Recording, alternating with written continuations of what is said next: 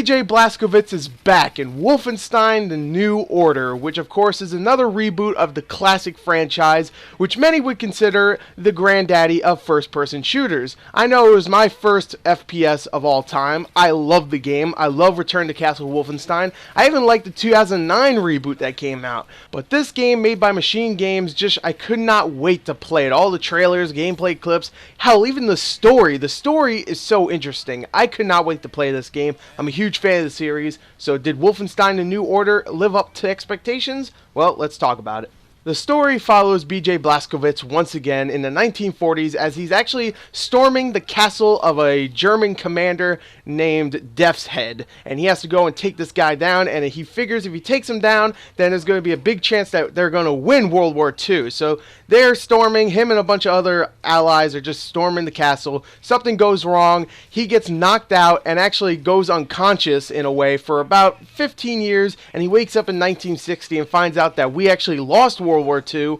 and the Nazis have taken over the world and made all this brand new technology, which includes like robot dogs and these robot suits that Nazis go into, and he has to pretty much find the resistance, stop the Nazis, and bring everlasting peace to the world. Alright, well, maybe not that, but still, bring some kind of peace. I was super surprised at the story because Wolfenstein I love, but it's never been a game about the story. It's always been about killing Nazis, being a Nazi killer, being an Inglourious Bastard pretty much. But no, this game actually has an impressive amount of character development, especially with BJ Blazkowicz. Because at first you know him, he's a soldier. At first you might think he's the generic hero, but you actually get to delve into his psyche a little bit in the game, and you actually get to know who he is just by him saying little words here and there. You just get to know who he is as a person, and you actually start to really care for him. It really does help that the voice acting is great in this game, and of course BJ Blazkowicz is voiced by Brian Bloom, who's becoming one of my favorite voice actors nowadays. He is great in this game, and he does an amazing job with the emotional aspect of BJ Blazkowicz. The supporting characters are likable as well. You have characters like Anya, Fergus, Wyatt, Caroline, a bunch of really likable, very, very well-developed characters. The writing is excellent in this game as well, and I really like that it's so cinematic at times. I just really enjoyed that. The story here is actually, I would say, not incredible, but it's damn good. It really is, especially since it's a really long story and it always kept my attention. But Wolfenstein: The New Order, while it has great voice acting, great sound design, the graphics are really damn good in this game. Don't get me wrong, they're not amazing. There is some texture problems here and there, even on the next-gen consoles, but still, the game looks great. The main reason you want to play a Wolfenstein game is the gameplay. And let me just tell you, this game, oh man, I have not played a first-person shooter this fun in a long time. At least that's what it feels like. I mean, don't get me wrong, I played stuff like BioShock and Halo, and you know, there's probably other first-person shooters that came out in the last few months that I really enjoyed, but this one is just pure, insane fun. It really is. It's just exactly what I wanted from a Wolfenstein game. Now, the game is very linear. If you were expecting it to be free roaming or something, you're not getting that. But there is sometimes where you can take different paths here and there. They always end up in the same place, but you can always take different paths if you want to be sneaky or be just a chaotic freak and just destroy everything with your guns.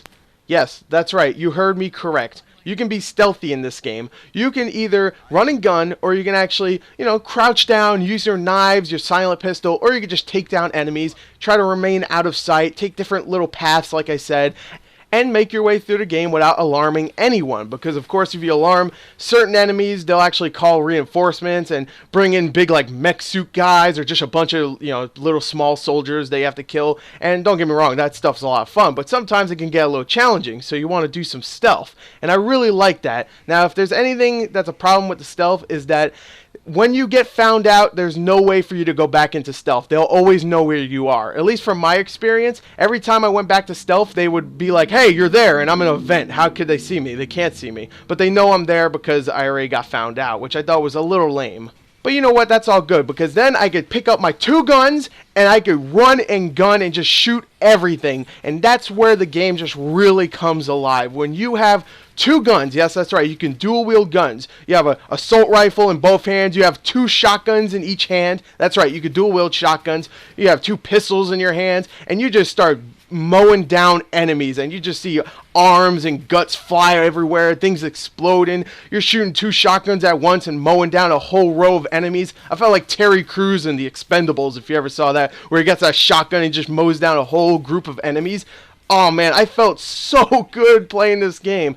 Oh man, it just gave me flashbacks of when I first killed the first Nazi in Wolfenstein 3D when I was a kid, and I felt great. I was like, yeah, I killed him.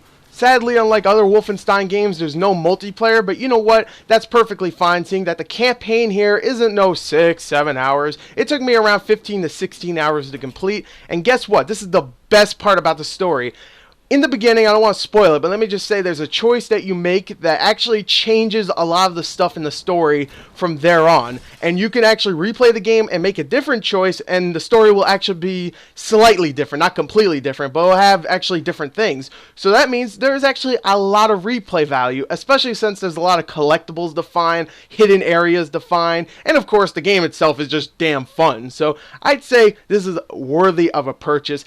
The gunplay is extremely fun, the stealth is well implemented, the sound is great, every voice actor does a damn good job, the story is extremely interesting, and the characters are great, and I actually really love this about the gameplay.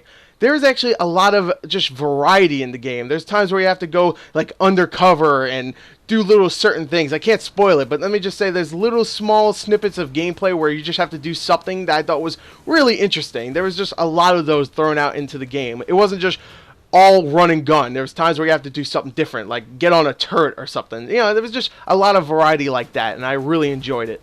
The positives. Gunplay is a ton of fun. Well implemented stealth. A great story with great characters. The graphics are very nice. And the voice acting is superb all the way around, including Brian Bloom, who did a great job as BJ Blazkowicz. The negatives. While the graphics are nice, I would have loved to see the textures being spruced up just a little bit more.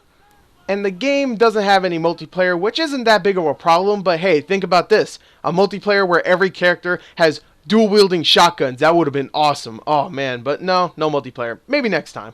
Overall, Wolfenstein: The New Order was just a great game. It was exactly what I wanted, and it gave me more than I actually wanted. I got a great story to go along with it, and a lot of replay value, and a lot of fun. Definitely go check out Wolfenstein: The New Order if you're a fan of fun, bloody first-person shooters and just want to have a good time while having a great story to go with it. So there you go. There's my review. Thank you, and goodbye.